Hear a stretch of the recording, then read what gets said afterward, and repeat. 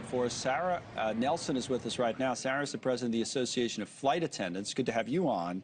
So, we knew this day was coming now for the last few days, and, you know that flights were going to start getting canceled. Delays have been building. To Jessica's point, people have been kind of preparing for it. What's life been like for flight attendants since the shutdown began, day-to-day work? We are always concerned about safety and security whenever there is a shutdown. We're concerned first and foremost that when you even get near to a shutdown, the systems start to go through their checklist of shutting things down and only having the essential people come to work. So it stops all of the progress, the hiring, the infrastructure, everything. So it's already a problem. We've been concerned about that impact to safety and security. For example, not having technicians or safety inspectors on the scene and able to keep us safe.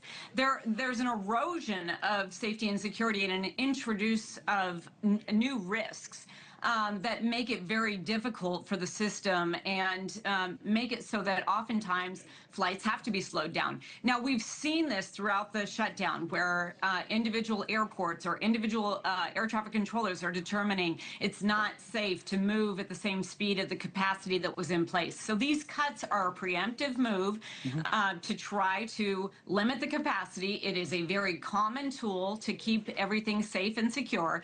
But I want to be really clear. Just because the people who are on the front lines not getting paid, being complete heroes, keeping our economy going, doesn't mean that there aren't introduced risks of safety and security into the system because we don't have the cybersecurity unit operating. We don't have the weather service giving us safe routes in the sky. And so this shutdown has really got to end for a lot of reasons. But to your final point, safety and security are directly related to economic stability. And we are starting to feel the effects. Flight attendants also are starting to feel the effects of that hit on our economic stability with these changes. I mean, I was hearing that from just about everybody involved in the chain in one way, shape, or form, and was mentioning how this could get only worse if they don't get it solved. There's some new comments from the Transportation Secretary, Sean Duffy, on that. Here's what he had to say. If this continues and I have more controllers who decide they can't come to work and control the airspace but instead have to take a second job, with that you might see 10% would have been a good number because we might go to 15% or 20%. And one of the consequences of that, too, is our airlines, this is going to cost them tens of millions of dollars.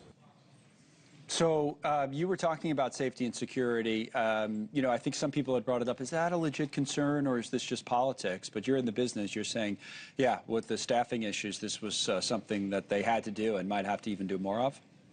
They may have to do more of it, and we have been saying from the beginning that there is a point at which the system breaks because while we have these heroes coming to work and keeping our economy going, they are human beings, and you can only stretch people so far. And so this will unravel, and it's exactly what the Secretary was talking about. And there will come a point where the system breaks, and people will pay attention then. Passengers in Houston the other day who couldn't get through the security lines because the transportation security officers just can't make it work. They've missed a paycheck and a half. They're about to miss another one. At a certain point, you can't even put a tank of gas in your car to get to work.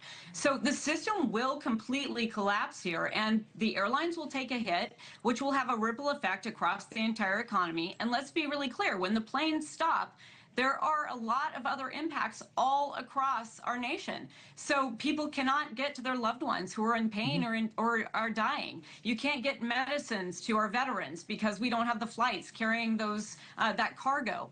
We can't get packages to people's homes. We can't get the supplies to restaurants and grocery stores for people to have food. The entire economy will start to shut down. That is what is going to happen. This shutdown is not just about the government. The government directly underpins everything else that we do across the economy, and certainly everything that we do in aviation. Well, talk a little bit more about that, because we've been focused for obvious reasons on the government workers impacted, like Duffy mentioned, air traffic controllers with second jobs. We famously had one speaking up at a town hall we hosted here on NewsNation about that, and working for DoorDash. He's actually coming on our show later today. We'll just see how he's doing now, but that's the kind of thing that was happening. But on the private sector, with the flight attendants that you represent, what's it been like? Well, this is difficult because we also often commute to work because affordability in our big cities and where our hubs are is very, very limited. And most people cannot afford to live where they work. So we count on being able to get on flights just to come and work our flights and do our jobs. That is becoming more and more difficult for flight attendants and pilots to get in place to work the flights that are still moving. And we also, whenever there's cancellations or delays, we're delayed getting home to our families. We are delayed in finishing our trip, and we're there handling the passengers as they're confused and trying to work through that. There's a lot of confusion everywhere. But the other thing that I would say is that this impacts the hotels where we stay and the hotel workers. In 2019, during the 35-day government shutdown, in that last week, I was talking about this from one end of DC to the other, and my cab driver turned around and grabbed my hand when I gave him the money, and he said, "Thank you, I know you're fighting for me too." Because there's a ripple effect here that just keeps going. Everyone gets hurt when everything gets slowed down. Nobody has fares, nobody has business, restaurants don't have customers. This is where we're headed. Thank you, Sarah. Sarah Nelson, the flight attendants, one of many industries impacted by all of this. At 13 past the hour, Louisville.